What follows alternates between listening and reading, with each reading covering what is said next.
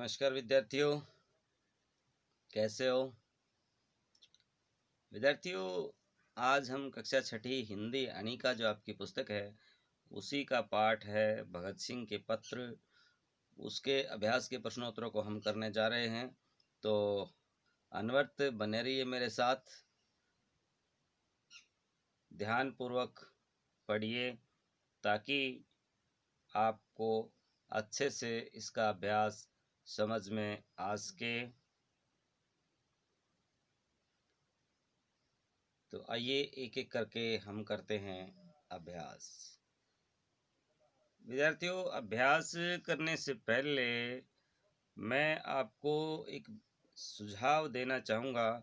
चाहे कक्षा में आपने भले ही पाठ को पढ़ लिया है, लेकिन फिर भी आप पाठ को एक बार ज़रूर फिर से पढ़ लें, दोबारा से पढ़ लें, तिबारा से पढ़ लें। जब तक पाठ आप नहीं पढ़ेंगे तब तक आपको अच्छे से इसका अभ्यास समझ में नहीं आएगा। तो पाठ के वीडियो को भी जरूर देखा करें।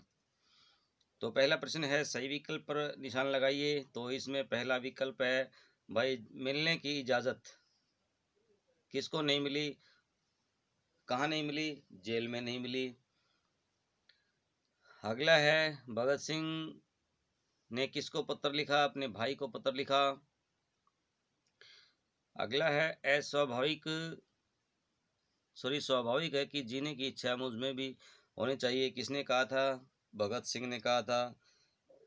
किसके मन में फांसी के से बचने का लालच नहीं आया, तो भाई भगत सिंह के मन में।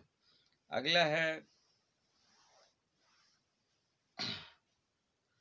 माँ अकेली जेल में गई थी, क्या ये बात सत्य है? नहीं, अपने भाई के बेटे के साथ गई थी, यानी भगत सिंह का भाई उसे मिलाने के लिए लेके आया था, तो ये गलत है। भगत सिंह ने अपने भाई को पत्र लिखा, हाँ भाई को पत्र लिखा था, सही है। भगत सिंह का नाम हिंदुस्तानी क्रांति का प्रतीक बन चुका था, हाँ सही है, तो ठीक का निशान लगाएंगे या आप इस पे सत्य लिखेंगे। जेल में भगत सिंह की माँ से मुलाकात हुई थी ना, नहीं हुई थी, असत्य है। देखिए विद्यार्थियों, फेसबुक पे, इंस्टाग्राम पे, ट्विटर पे, पेज पे, व्हाट्सएप पे, हर जगह हमारा चैनल है वो उपलब्ध है, आप कहीं पर भी ढूंढ सकते हैं। अगला जो प्रश्न है, निम्नलिखित प्रश्नों के उत्तर दीजिए। तो भाई, भगत सिंह की माँ जेल में क्यों क्या करने गई थी? तो भगत सिंह की माँ जेल में भगत सिंह से मुलाकात करने के लिए गई थी। अगला है, एक वे ही नहीं हजारों लोग मुसीबत में हैं, इस बात को भगत सिंह ने कैसे समझाया था? तो इसका उत्तर हम देंगे, भगत सिंह ने अपने भाई को कहा, मैं जानता हूं कि इस समय वे बहुत घबराई हुई हैं, लेकिन घबराहट और परेशानी का क्या फ़ायदा, नुकसान ज़रूर है, क्योंकि जब से मुझे पता चला है कि वह रो रही हैं, मैं स्वयं भी बेचैन हो रहा हूं, लेकिन घबराने की बात नहीं है, और भी बहुत लोग मुसीबतों में हैं। अगला है, हिंदुस्तानी माताएं अपने बच्चे को कैसा बनाने की आरजू करेंगी? तो भाई उत्तर लिखेंगे, हिंदुस्तानी माताएं भगत सिंह का बलिदान देख करके अपने बच्चों को भगत सिंह के समान साहसी और वीर बनाने की आरजू किया करेंगी। अगला प्रश्न है, कौन सी हसरत भगत सिंह के हृदय में बाकी रह गई? तो भगत सिंह के मन में भारत को आज़ाद कराने का सपना था, उसकी यही हसरत उसके मन में बाकी रह गई थी। स्पष्ट कीजिए।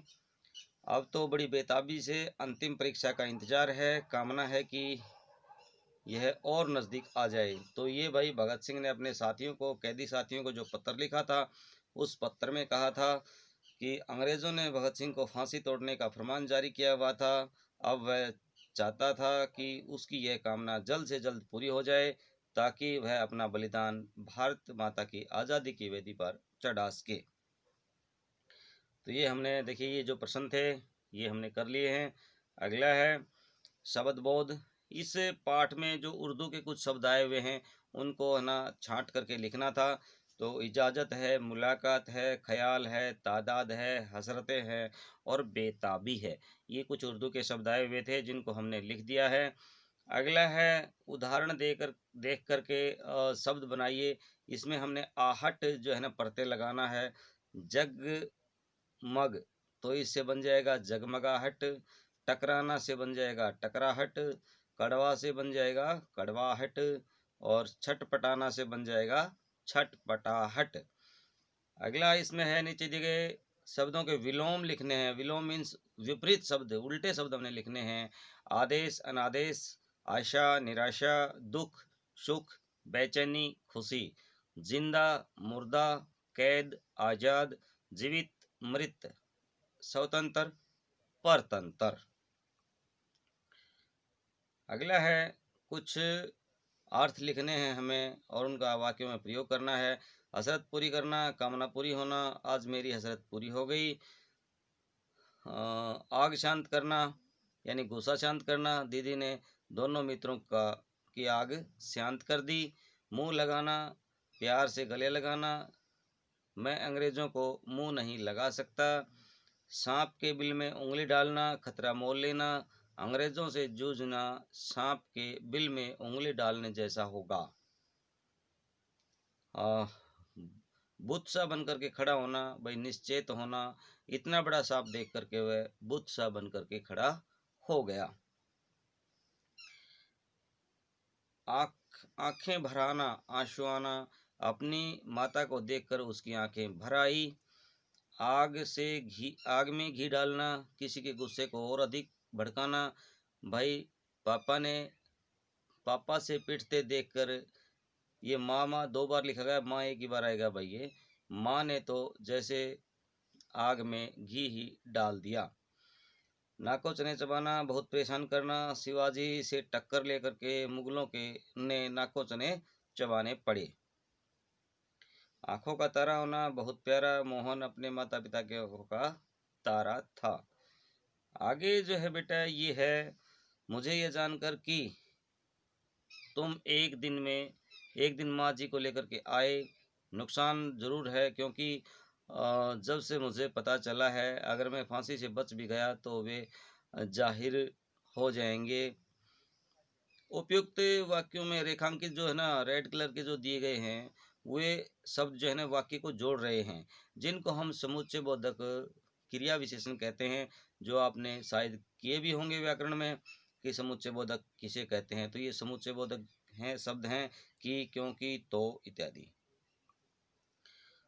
तो विद्यार्थियों, ये हमने अभ्यास कर लिया है।